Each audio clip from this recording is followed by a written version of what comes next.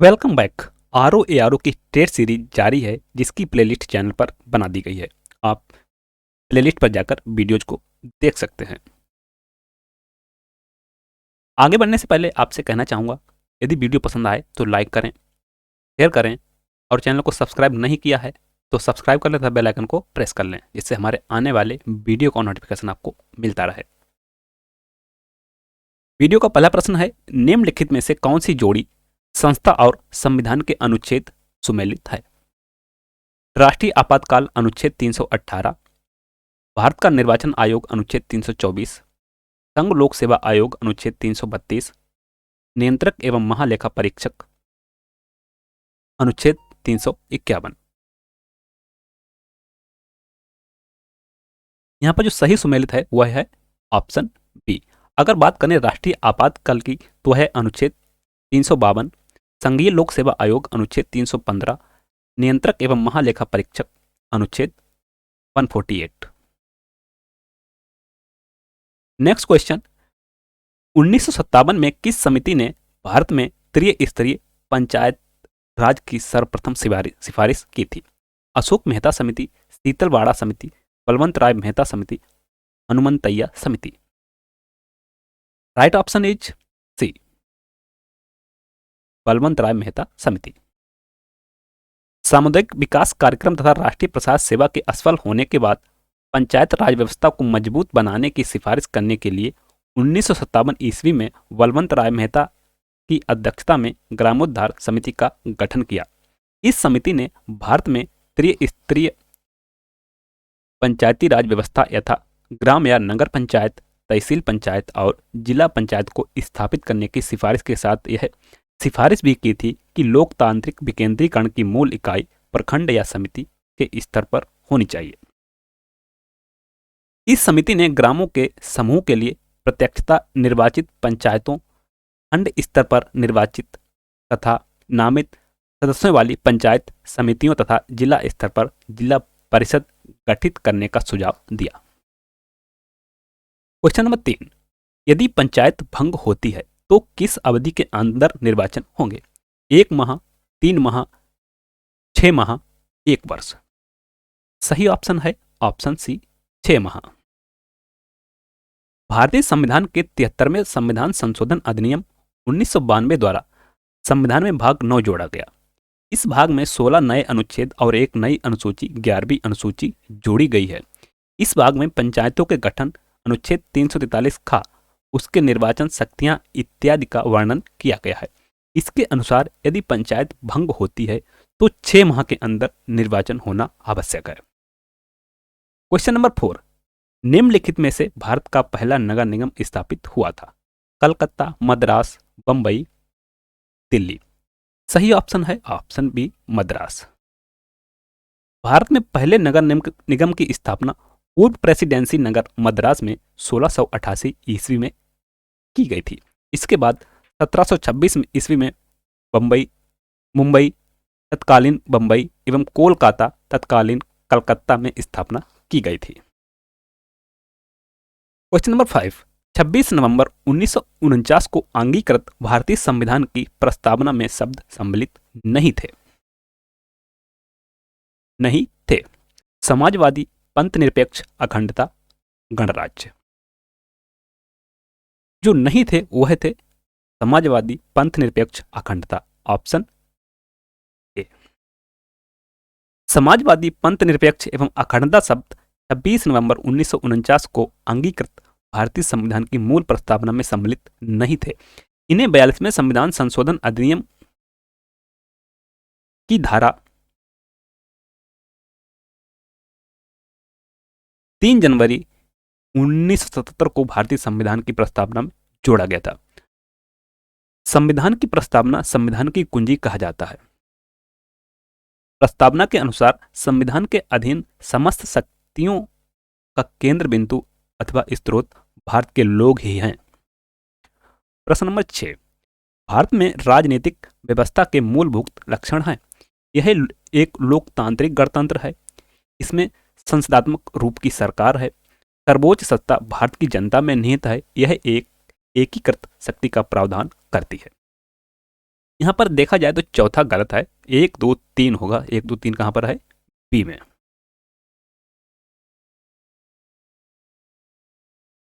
भारत में राजनीतिक व्यवस्था के मूलभूत लक्षण लोकतांत्रिक गणतंत्र, संसदात्मक सरकार एवं सर्वोच्च सत्ता का जनता में निहित होना है, जबकि भारतीय संविधान एकीकृत शक्ति का प्रावधान नहीं करता है, क्योंकि शक्ति का विभाजन केंद्र एवं राज्यों में किया गया है।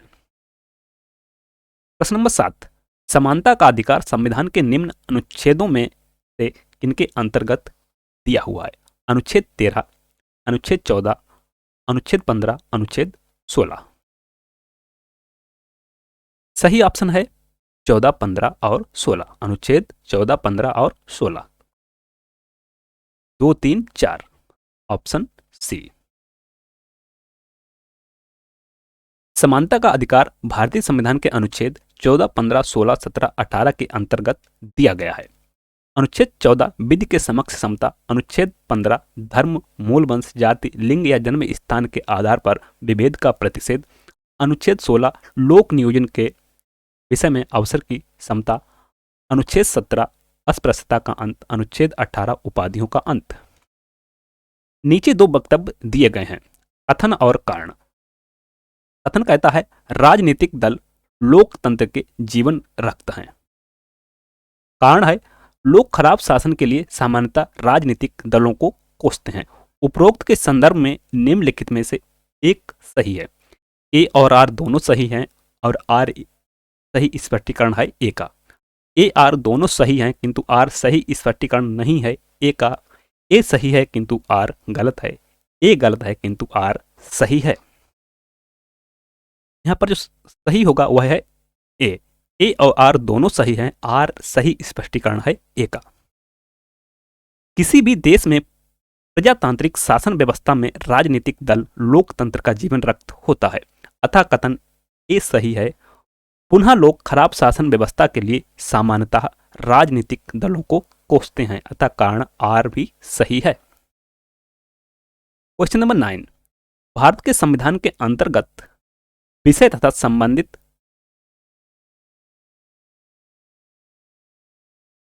सूची के बारे में निम्न युग्मों में से कौन एक सुमेलित नहीं है?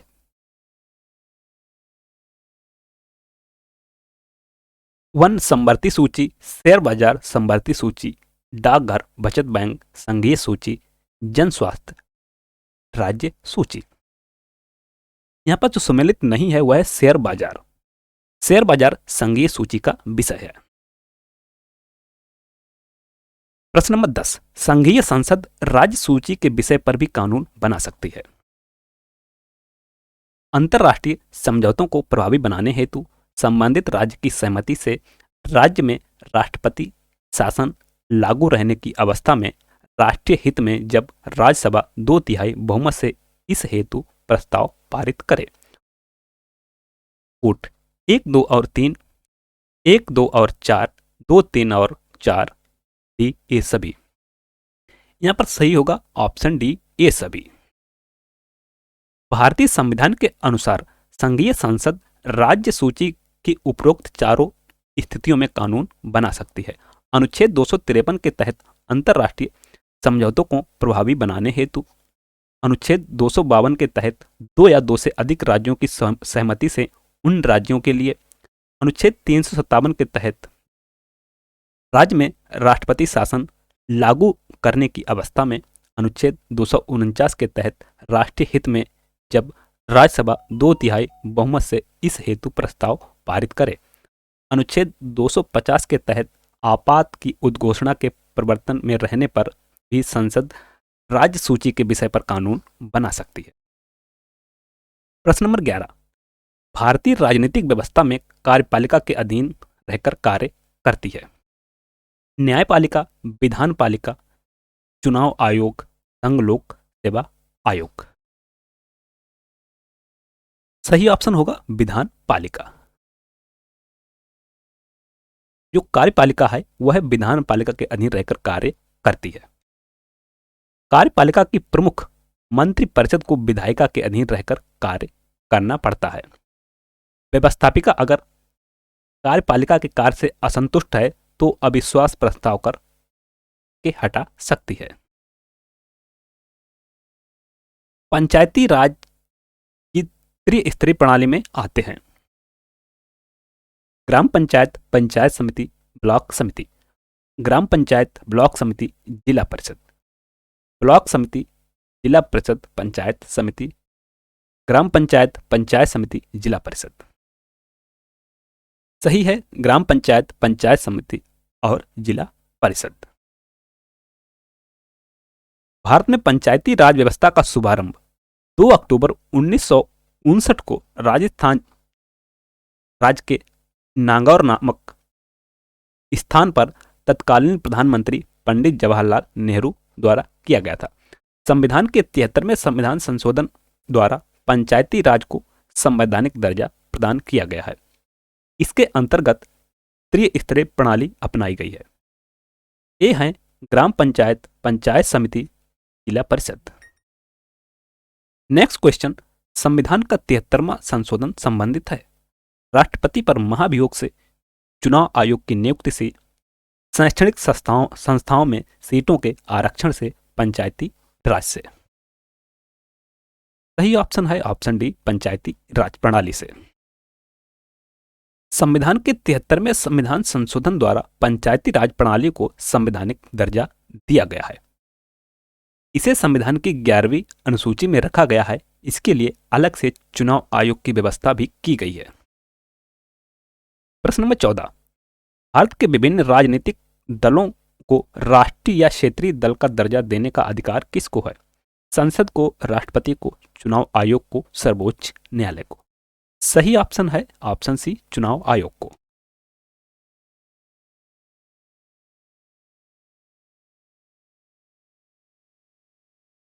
भारत में निम्नलिखित में से किसके अंतर्गत पंचायती राज प्रणाली की व्यवस्था की गई है? मौलिक अधिकार, मौलिक कर्तव्य, राज्य के नीति निर्देशक सिद्धांत, चुनाव आयोग अधिनियम। सही ऑप्शन है ऑप्शन सी, टीपीएसपी, राज्य के नीति निर्देशक सिद्धांत। संविधान के भाग 4 में अनुच्छेद 36 से 51 तक में टीपीएसपी का वर्णन किया गया है। इसी के अंतर्गत अनुच्छेद 40 में पंचायती राज प्रणाली की चर्चा की गई है। 73वें संशोधन द्वारा पंचायती राज को संवैधानिक दर्जा दिया गया है। प्रश्न नंबर 17, कानूनी विषयों पर राज्य सरकार को कौन परामर्श देता है? महान्यायवादी, एडवोकेट जनरल, महान्यायाधिकर्ता, उच्च न्यायालय का मुख्य न्यायाधीश। सही ऑप्शन है ऑप्शन बी, एडवोकेट जनरल। अनुच्छेद 165 क्लॉज 2 के अनुसार एडवोकेट जनरल महाधिवक्ता को राज्य का राज्यपाल नियुक्त करता है। एडवोकेट जनरल की नियुक्ति राज्यपाल के द्वारा की जाती है। इसकी नियुक्ति राज्य सरकार को विधि संबंधी सलाह देने के लिए की जाती है। प्रश्न नंबर 18, राज्य सरकार का कार्यकारी अध्यक्ष, संवैधानिक प्रमुख कौन है?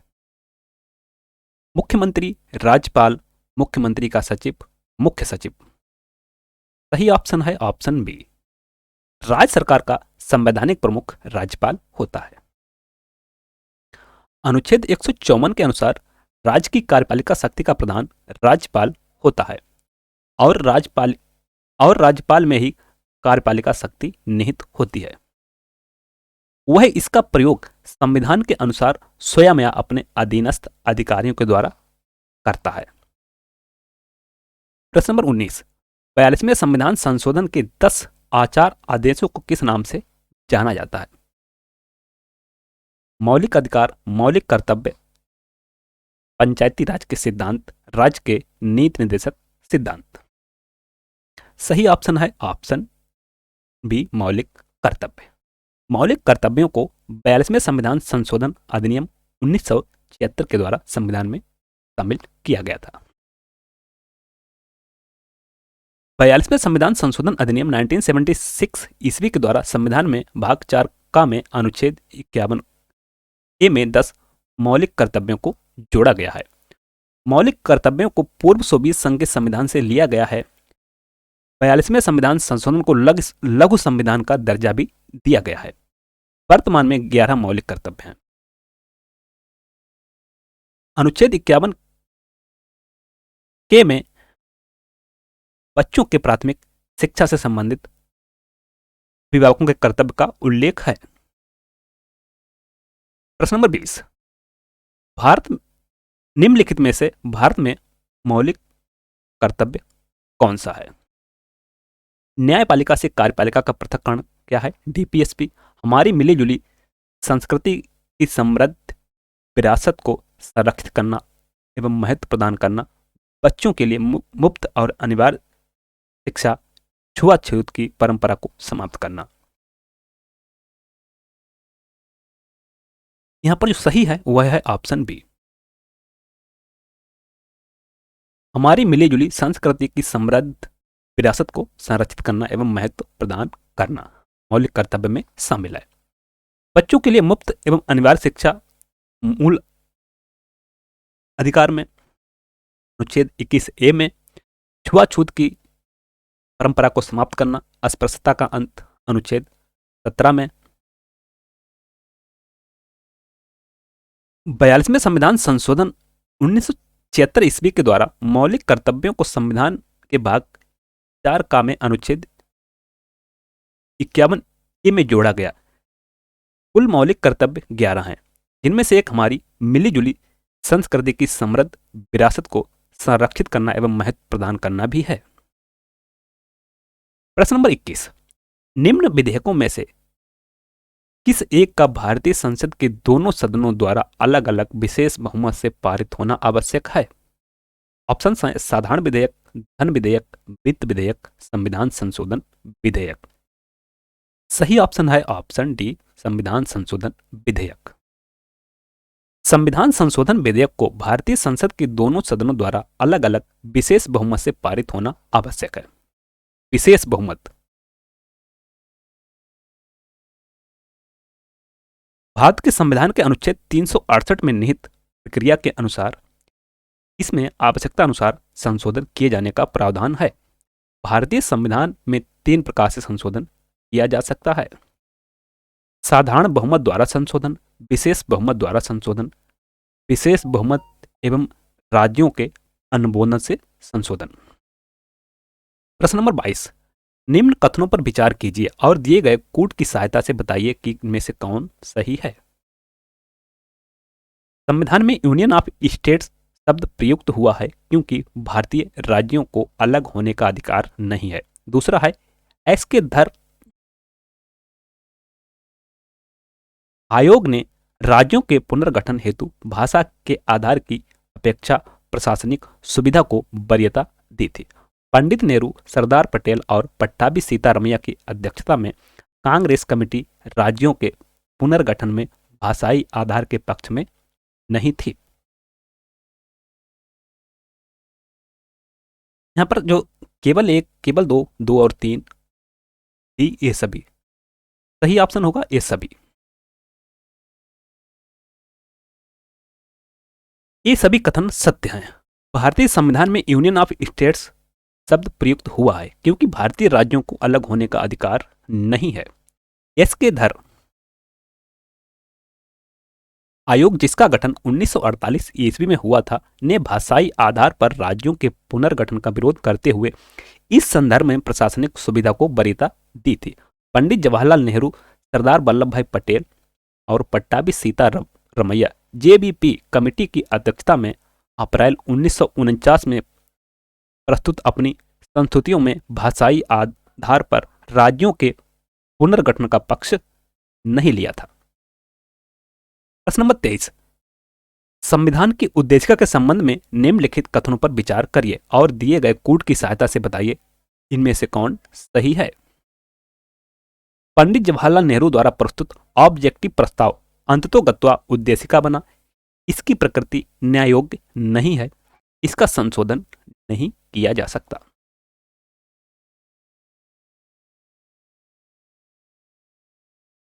अब इसमें कौन सही है पूछा है। अब इसमें जो गलत है, संशोधन नहीं कह सकता, ये तो गलत है। संशोधन किया जा सकता है। प्रकृति न्यायोग्य नहीं है। केवल 1 और 2।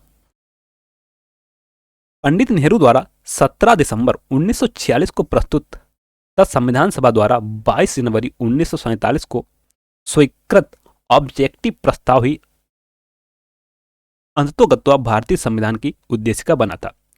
इसकी प्रकृति न्यायोग्य नहीं है।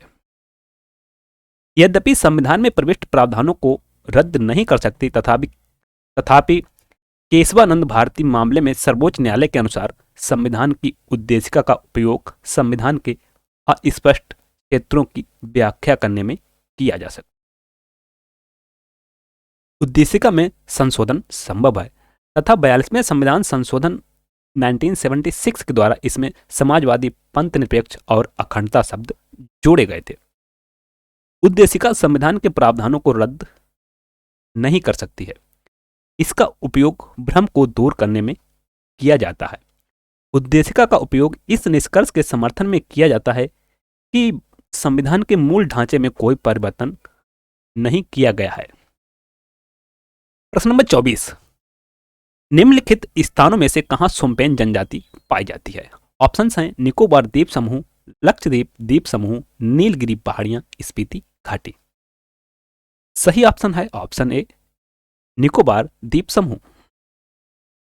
शोम्पेन जनजाति निकोबार द्वीप समूह के आंतरिक भागों में पाई जाती है। इसकी अनुमानित जनसंख्या लगभग 229 है। प्रश्न नंबर 25, भारत में निम्न झरनों में से सर्वाधिक ऊंचाई वाला कौन सा है? वर्ची पानी झरना, जोग झरना, मीन मट्टी झरना, ऊंची कल झरना। सही ऑप्शन है ऑप्शन ए, बर्ची पानी झरना।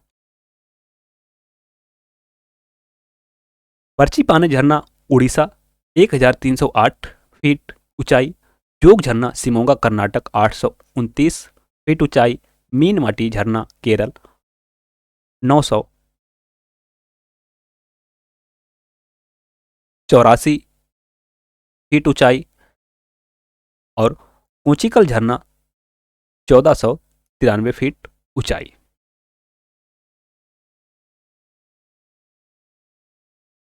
तो यहां पर सही ऑप्शन होगा ऊंचीकल झरना, ना कि बर्ची पानी। उत्तरी पूर्वी मानसून से सबसे अधिक वर्षा प्राप्त करने वाला राज्य है उत्तरी पूर्वी। उत्तरी पूर्वी अर्थात लौटते हुए मानसून से पश्चिम बंगाल, उड़ीसा, असम, तमिलनाडु। सही ऑप्शन होगा तमिलनाडु। उत्तरी पूर्वी मानसून से सबसे अधिक वर्षा प्राप्त करने वाला राज्य तमिलनाडु है। इस मानसून से तमिलनाडु की कुल वर्षा का 50 से 60% प्राप्त होता है। भारत में सितंबर महीने में मानसून का प्रत्यावर्तन शुरू हो जाता है, अर्थात वापस होना शुरू हो जाता है। इसका कारण सूर्य के दक्षिणायन होने पर ITCZ inter tropical convergence zone का दक्षिण की ओर खिसकना है। इस क्रम में उत्तर पूर्व भारत में चलने वाली मानसून बंगाल की खाड़ी से आर्द्रता ग्रहण कर तमिलनाडु में वर्षा करती है। प्रश्न नंबर 27, निम्न में से कौन सा एक स्थान सबसे कम वर्षा प्राप्त करता है? जैसलमेर, बीकानेर, लेह, जोधपुर। सही ऑप्शन है ऑप्शन सी, लेह। भारत में सबसे कम वर्षा लेह में 9.20 सेंटीमीटर होती है। राजस्थान में सबसे कम वर्षा जैसलमेर में 10 सेंटीमीटर होती है। वहीं बीकानेर में 24.30 सेंटीमीटर वर्षा होती है। अतः स्पष्ट है कि लेह भारत का सबसे कम वर्षा वाला स्थान है। प्रश्न नंबर 28, भारत के किस राज्य में फुलहर झील स्थित है? ऑप्शन है मध्य प्रदेश, उत्तर प्रदेश, उत्तराखंड, बिहार। सही ऑप्शन है ऑप्शन बी, उत्तर प्रदेश। फुलहर झील से ही गोमती नदी की उत्पत्ति होती है। भारत के उत्तर प्रदेश राज्य में फुलहर झील स्थित है। यह उत्तर प्रदेश राज्य के पीलीभीत जिले में माधोटांडा के नजदीक अवस्थित है। इसी झील से गोमती नदी की उत्पत्ति हुई है, जो लखनऊ से होकर बहती है।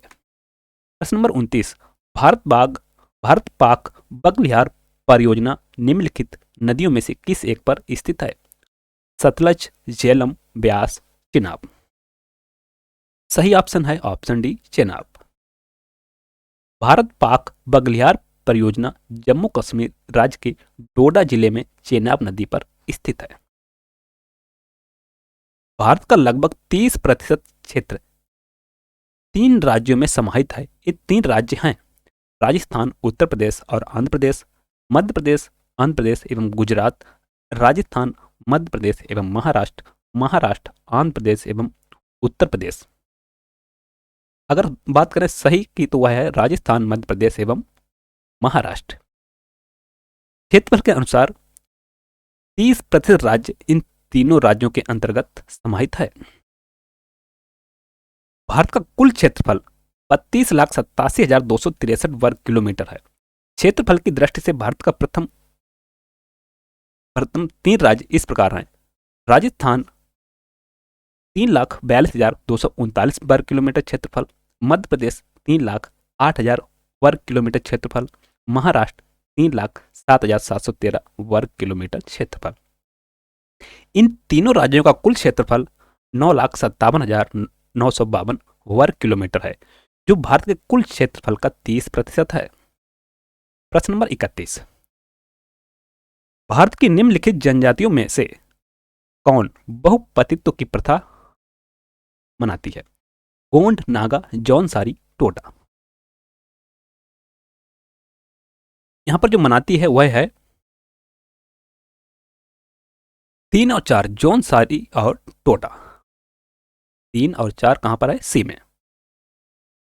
भारत में जौनसारी, खस, टोडा, कोटा, बोटा, नायर, इरावा एवं तियान जनजातियों में बहुपतित्व प्रथा का प्रचलन है। भारत की सर्वाधिक बड़ी जनजाति है भील, गोंड, थारू, संथाल। सही ऑप्शन है ऑप्शन बी, गोंड। भारत में पाई जाने वाली सबसे बड़ी जनजाति है गोंड। यह जनजाति छत्तीसगढ़, मध्य प्रदेश, गुजरात इत्यादि राज्यों में पाई जाती है। गोंड शब्द की उत्पत्ति एक तमिल शब्द से हुई है, जिसका अर्थ है पर्वत निवासी। इस जनजाति का विस्तार मुख्यतः सतपुड़ा पर्वतमाला से गोदावरी तक व्याप्त है। इन्हीं के नाम से मध्य युग में गोंडवाना को प्रसिद्धि मिली। प्रश्न नंबर 33, भारत मुख्यतः एक उष्णकटिबंधीय ट्रॉपिकल कंट्री कहलाता है निम्नलिखित के कारण? अक्षांशीय विस्तार के कारण, देशांतरीय विस्तार के कारण, क्षेत्रीय आकार के कारण, उष्णकटिबंधीय मानसूनी जलवायु के कारण। सही ऑप्शन होगा ऑप्शन ए, अक्षांशीय विस्तार के कारण।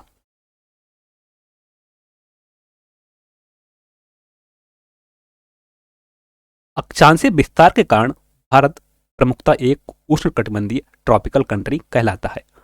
भारत उत्तरी गोलार्ध में 8 डिग्री 4 मिनट से 37 डिग्री 6 मिनट उत्तरी अक्षांश और 68 डिग्री 7 मिनट से 97 डिग्री 25 मिनट पूर्वी देशांतर के बीच स्थित है। संपूर्ण भारत का अक्षांशीय विस्तार 6 डिग्री 4 मिनट से 37 डिग्री 6 मिनट उत्तरी अक्षांश के मध्य है।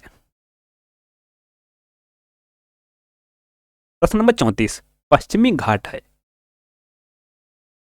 पर्वत, पठारों का कगार, पठार, पहाड़ियां। सही ऑप्शन है ऑप्शन बी, पठारों की कगार, पठारों के कगार। पश्चिमी घाट पठारों के कगार हैं।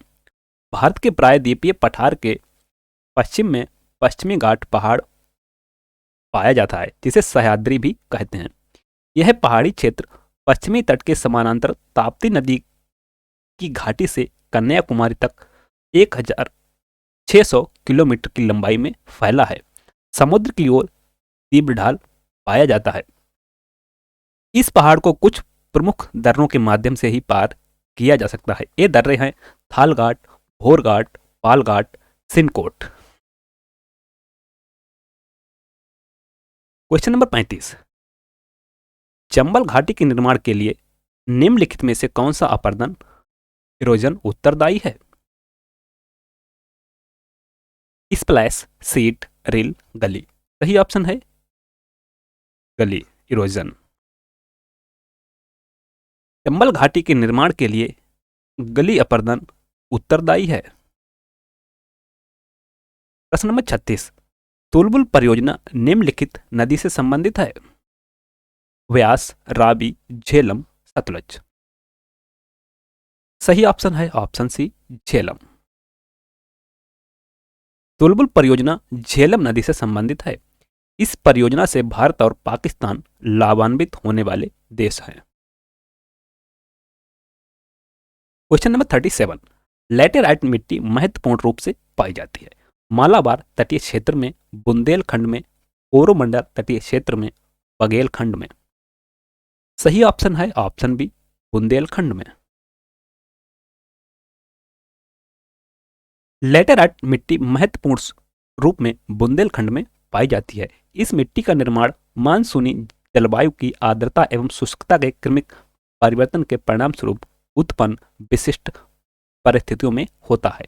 इसमें आयरन एवं सिलिका की बहुलता होती है।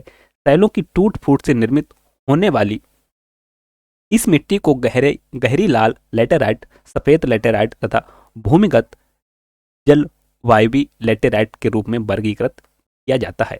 लैटेराइट मिट्टी चाय की खेती के लिए सर्वाधिक उपयुक्त होती है।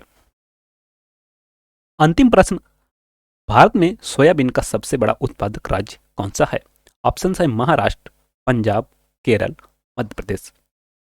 सही ऑप्शन है ऑप्शन डी, मध्य प्रदेश। भारत में सोयाबीन का सबसे बड़ा उत्पादक राज्य मध्य प्रदेश है।